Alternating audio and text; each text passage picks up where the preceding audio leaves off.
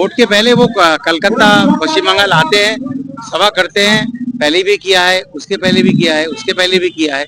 नतीजा शून्य हो, नतीजा कुछ हुआ नहीं।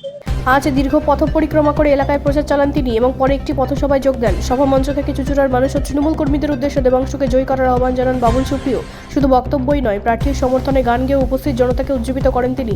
এমনকি পথসভার উদ্দেশ্যে যাওয়ার সময় প্রার্থীকে নিয়ে নিজেই গাড়ি চালিয়ে যেতে দেখা যায় তাকে। সভায় বক্তব্য রাখতে গিয়ে বাবুল সুপ্রিয় বলেন, আমি চুঁচুড়ারই ছেলে, এখানে প্রচারে এসে নিজের বাড়ির মতোই লাগছে।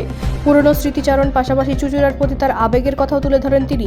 এদিন তৃণমূলের প্রচারে মানুষের ব্যাপক সমাগম দেখে তিনি আপ্লুত বলেও জানান। এছাড়াও বক্তব্যে কেন্দ্রের নেতৃত্বকে কটাক্ষ করতে শোনা যায় তাকে। প্রধানমন্ত্রী নরেন্দ্র মোদী এবং স্বরাষ্ট্রমন্ত্রী অমিত শাহকে আক্রমণ করে তিনি বলেন, ভোটের আগে তারা বাংলায় আসেন, সভা করেন, আগেও এসেছেন, এবারও আসছেন, কিন্তু বরাবরই শূন্য হাতে ফিরে গিয়েছেন।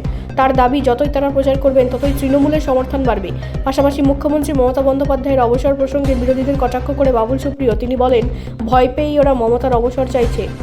একই সঙ্গে হালকা মেজাজে তিনি বলেন, ভারতবর্ষে দুজন সুপারস্টার আছে, একজন বিগ বি আর একজন বিগ মোদিজি। আর এই দুই সুপারস্টারের নিয়ন্ত্রণ রয়েছে মহিলাদের হাতেই, একজন জয়া আর একজন দিদি। তার এই মন্তব্যে সভাস্থলে হাসির রোল পড়ে যায়। লাগছে, এটা তো আমার এই রাস্তায় কত শত কিলোমিটার সাইকেল চালিয়েছি। এখানে মোড় থেকে ইনফ্যাক্ট সাইকেলটা কিনেও ছিলাম এখান থেকে, মনে আছে ক্লাস 5-এ পড়ি তখন।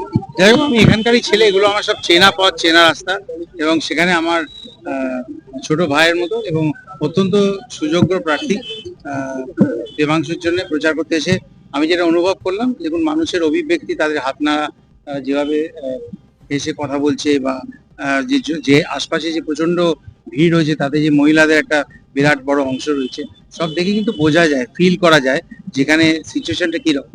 তো খুব হ্যান্ডসাম মার্জিনে দেবাংশু জিতবে, এ সম্বন্ধে আমি একদম সুনিশ্চিত।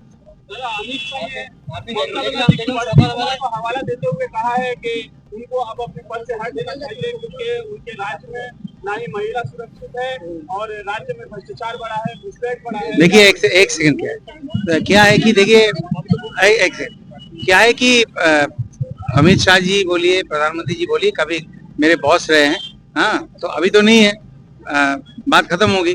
मैं इतना ही बोलूंगा कि वोट के पहले वो कलकत्ता पश्चिम बंगाल आते हैं, सभा करते हैं। पहले भी किया है, उसके पहले भी किया है, उसके पहले भी किया है। नतीजा शून्य हो, नतीजा कुछ हुआ नहीं। तो इस बार भी कुछ होने वाला नहीं है, लेकिन वो बंगाल में आएंगे, कुछ ना कुछ बोलेंगे। वो जितना बोलेंगे हमारे लिए उतना ही फायदा होगा, क्योंकि अगर वो ममता दीदी को रिटायर करने के लिए बोल रहे तो मेरे हिसाब से शायद डर के मारे बोल रहे, क्योंकि ऐसे लड़ाई जो है हमने किसी को करते हुए पूरे भारत में बीजेपी के खिलाफ, इसके अन्याय, SIR, इस सब सारी चीजों को लेके इसके खिलाफ जो ममता दीदी का लड़ाई है सामने से, वो हमने कहीं देखा नहीं है।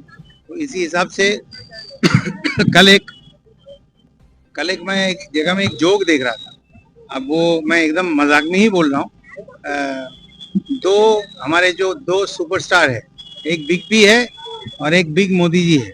आप दोनों को देखिए, दोनों बिग सुपरस्टारों को दो बंगाली महिलाओं ने कंट्रोल में रखा है, एक जया जी, एक दीदी। तो कितना भी दिल्ली पैसेंजर हो, कुछ होने वाला नहीं है। ये जो 90 लाख वोटर, उसमें से कुछ ये हुआ है। इस तरीके से वोटर को अगर बात आपने निकाल दिया है तो वजह देना चाहिए, बताना चाहिए कि इस वजह से आपने ये किया है। और महाराष्ट्र में खुद मुझे मालूम है कि कैसे वोट के 7 महीना पहले 4 लाख वोटर बढ़ गया, वही चीज बिहार में हुआ। तो लोग सब देख रहे हैं, और क्या होने वाला है 4 तारीख को आपको दीजिए। খুবই ভালো লাগে। দেখুন, তিনি তো শুধু সাংসদ না, একাধারে ভারত বিখ্যাত একজন গায়কও, তারই সঙ্গে আমাদের প্রাক্তন মন্ত্রীও। সেই জায়গা থেকে দাঁড়িয়ে অবশ্যই এটা একটা বাড়তি পাওনা, একটা বাড়তি প্রাপ্তি, যাই বলুন না কেন। তো খুবই ভালো লেগেছে। এবং শুধু সেটা নয়, গোটা মিছিল জুড়ে যে চুঁচুড়ার মানুষের বাদিকে শহর, ডান দিকে কোদালিয়া, মাঝখান থেকে বেরিয়ে গেছে রাস্তা, দুধারে মানুষের যে সমর্থন, যে উচ্ছ্বাস, যে ভালোবাসা দেখলাম, সেটা সত্যি আপ্লুত করছে প্রতিদিন। হ্যাঁ, খুবই ভালো লেগেছে, কি বলবো বলুন, খুবই ভালো লেগেছে। মানে একদম নেমে চাও খেয়েছেন, একদম একদম একদম। আমি আবার বলি, শুনুন, আমরা বারবার বলি না, মা মাটি মানুষ, এটার একটা অর্থ আছে। ধরুন, আমি আপনাকে বলছি, এই রাস্তাতেই যদি নরেন্দ্র মোদী, অমিত শাহ, ইভেন শুভেন্দু অধিকারী মিছিল হয়, ও গাড়িতে, উঠকোলা গাড়িতে থাকবে, ও নামবে গাড়ি থেকে? নামবে? অমিত শাহ নরেন্দ্র মোদী তো বাদই দিন, নামবে? মমতা ব্যানার্জিকে আজ অব্দি একটা দৃশ্য আমায় বলুন গত 15 বছরের, মমতা ব্যানার্জি গাড়ির ওপর উঠে হাত নাড়তে নাড়তে যাচ্ছেন, একটা দৃশ্য কেউ দেখেছেন? একটা। ওরা রথে আর দিদি পথে, তাই দিদি যেতে আর ওরা হারে। ব্যুরো রিপোর্ট, রাষ্ট্রীয় প্রসার বাংলা।